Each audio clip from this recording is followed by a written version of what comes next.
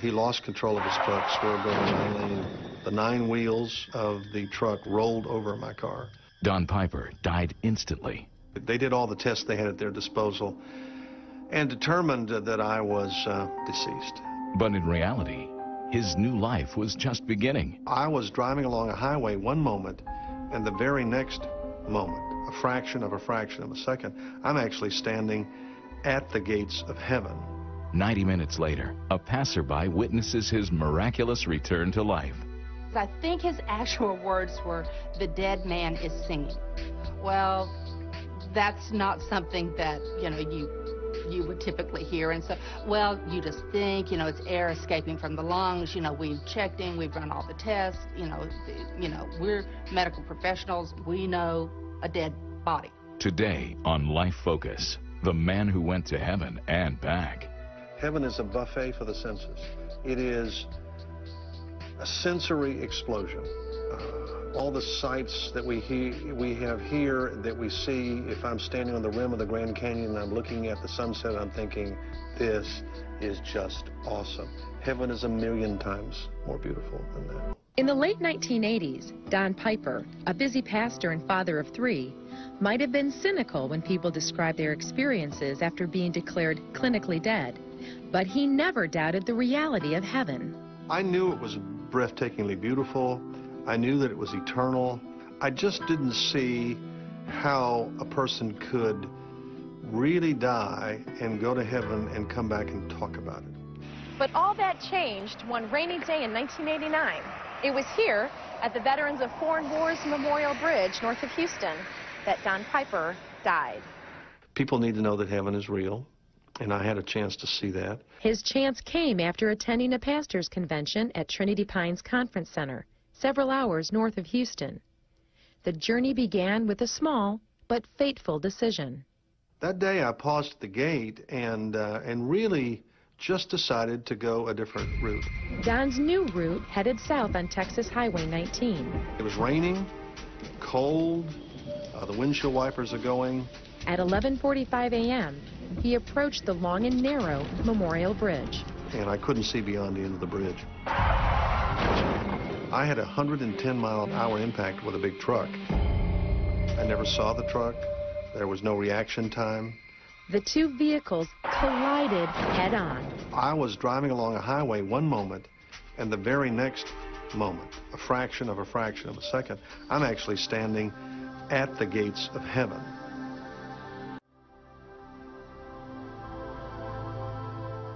Don cannot recall the 90 minutes on Earth, but vividly remembers his experience in a more glorious place. The brilliance of the light, the magnificence of the light is beyond anything I have ever gazed upon here on Earth. It is almost as if everything is alive.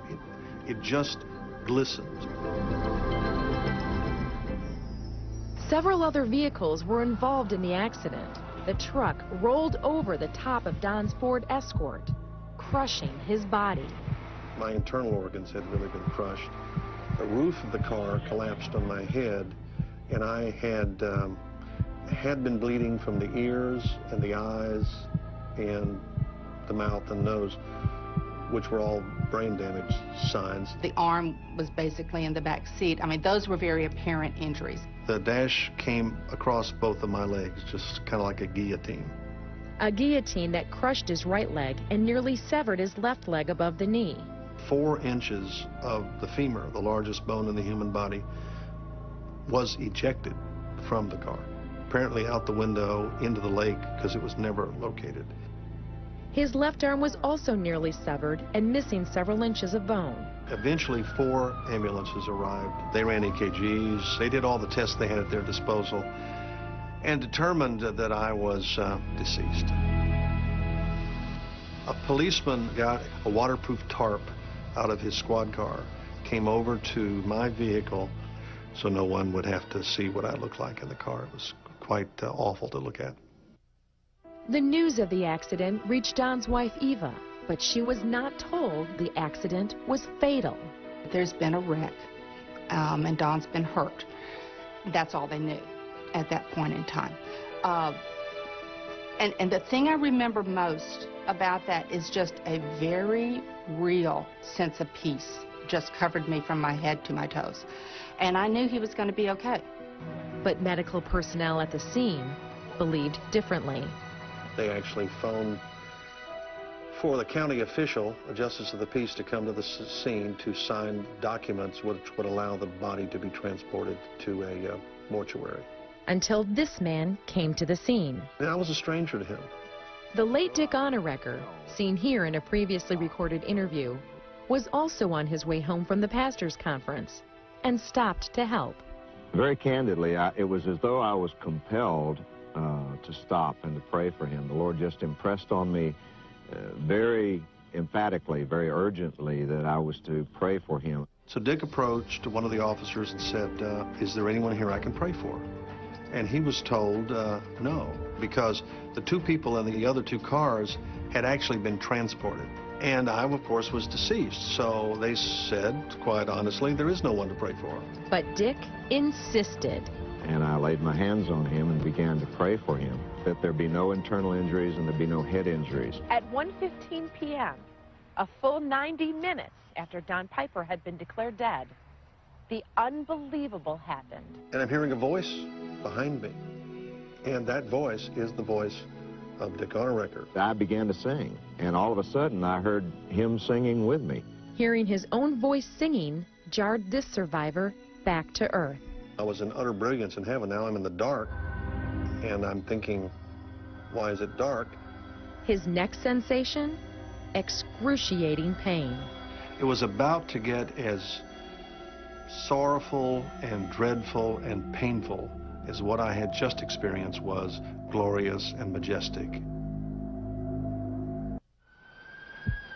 Every time my heart would beat, it would be like hitting my limbs with a hammer. Turned away from 2 local hospitals, Don felt every bump and shake during the nightmarish ride to Houston. It was just the most excruciating, powerful, throbbing pain that I didn't even know you could feel pain like that. Don finally arrived at Memorial Hermann Hospital's trauma center. My internal organs were intact. Doctors determined Don amazingly did not have any brain damage or head injuries. And even though my other injuries are cataclysmic, those 2 life-threatening experiences are no longer in existence. They have been prayed away by a man on a bridge under a tarp. When I saw him in the emergency room, he was being evaluated by numerous other doctors in addition to me. It soon became evident to Dr. Thomas Grider, an orthopedic surgeon, if they didn't take drastic measures immediately, Don may not survive. We had to find a way to either take off the leg, or there was a new device that had not been used very often to save the leg. The experimental device, called an Elizarov frame, had rarely been used in the United States. Because we have to put it into the leg through the muscles, is extremely painful, and that's why it's only used with a great deal of reluctance. Metal wires and rods force the bone to grow while keeping the surrounding tissue intact. The problem with that would be it could conceivably break or fail before the bone healed. Amputation would be less painful. He would only need probably 1 operation, then he'd be done with it, and then we could fit him with a prosthesis to let him get out of bed and start moving. Eva made the difficult decision to try the Elizarov frame.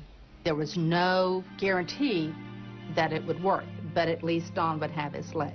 If you can imagine taking an ice pick and just kind of burying it into your leg to the bone and then moving around it, I had 30 of those on my left leg, and I had 12 of them on my left arms. There are many times while Don was recovering that he was angry with me for giving that permission, because it was just excruciatingly painful. I never went to sleep for a year. I just, I fought it, and I strained, and then I would find myself unconscious. I just passed out. Ultimately, Don endured 34 painful surgeries. I wanted to go to heaven on a minute-to-minute basis. I never wanted to come back from heaven. I still would prefer to be there than here. His yearning turned into heavy depression. That was my scariest time. That was when I guess my faith did waver a little bit, because Don wasn't trying. And that's so unlike him. He's so determined. And he had quit. It was a dark period, a very, very dark period. Two things really seemed to overwhelm me. A sense of what I saw and lost, and a sense of what I might ever do that mattered. It was just too much for him. And I'd fuss at him, I'd cajole, I'd plead, I'd whatever. And he didn't want it. He would just literally turn his head. He wouldn't talk to me. And that was rough. That was very hard. And people were nice, and they were thoughtful, but no one would ever make the statement, you're going to be fine, you're going to walk again. For a year and a half, Don kept his heavenly experience to himself. I didn't want to share it. I felt like it was a sacred secret. My advice to him was, you're going to have to be comfortable with sharing this experience. I would suggest you pick a couple people that you know, that you trust. Reluctantly, Don trusted in David Gentiles, his best friend for over 30 years. I guess he was just kind of seeing if I would laugh at him or say he was crazy or whatever. A small part of it probably had to do with the fact that I felt if I shared it, people would think that I just had lost it. Don slowly revealed more details of what he witnessed during the 90 minutes his body lay lifeless. I heard angels more than saw them. And what I could hear was the beating of their wings. And so it was just an awesome presence of the angels, and they're everywhere. In heaven, you can hear thousands of glorious songs.